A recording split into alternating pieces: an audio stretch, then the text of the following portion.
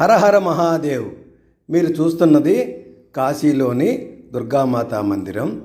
ఈ దుర్గామాత మందిరం ఎదురుగుండా అంధ విద్యార్థుల ఆశ్రమం ఉంది. అక్కడ పాఠశాల, హాస్టలు ఉన్నాయండి. చాలా పెద్దది ఆ సంస్థ. అంధ విద్యార్థులకి ఆశ్రయం ఇచ్చే పాఠశాల అది. అక్కడ ఉన్నాం మనం. ఇక్కడ బెంగళూరుకు చెందిన ఒక సంస్థ వారు ఒక మహత్తర కార్యక్రమం చేశారు.